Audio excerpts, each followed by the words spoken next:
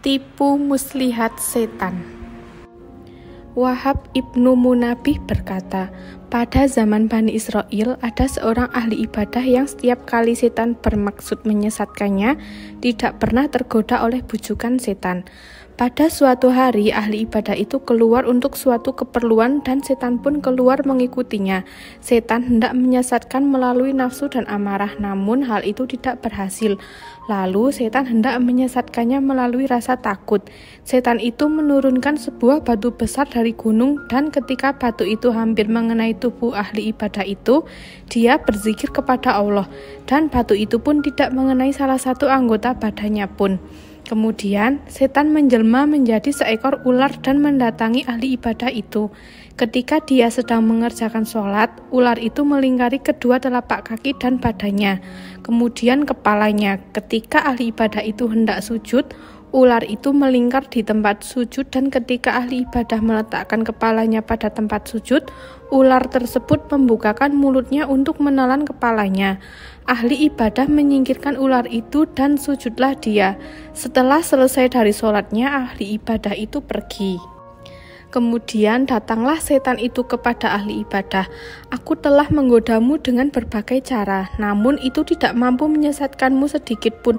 Maka timbul rasa ingin bersahabat denganmu. Aku berjanji tidak akan menyesatkanmu setelah hari ini.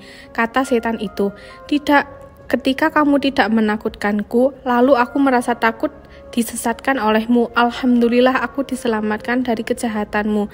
Sampai hari ini pun aku tidak mau bersahabat denganmu. Jawab ahli ibadah, apakah engkau tidak menanyakan keluargamu apa yang menimpa mereka setelah kamu mati? Tanya setan. Mereka telah mati sebelumku. Jawab ahli ibadah, apakah kamu akan bertanya kepadaku tentang perkara-perkara yang kuperbuat sehingga menyesatkan keturunan Adam? Tanya setan. Ya, coba ceritakan kepadaku tentang perkara yang kamu perbuat untuk menyesatkan anak cucu keturunan Adam. Jawab ahli ibadah, aku menyesatkan mereka dengan 3 perkara, yaitu kikir, marah, dan mabuk. Sesungguhnya jika seseorang kikir, aku memperkecil hartanya dalam pandangan matanya, maka dia menahan hartanya dan hak-haknya dan menyukai harta-harta manusia. Dan apabila seseorang marah, aku mempermainkan dia seperti anak-anak mempermainkan bola dengan cara memutar-mutarkan. Apabila dia mendakwahi orang-orang bodoh dengan suatu dakwah, aku tidak putus asa darinya. Dia membina mental dengan dakwahnya, aku pun akan dapat merobohkannya dengan 1 kalimat saja.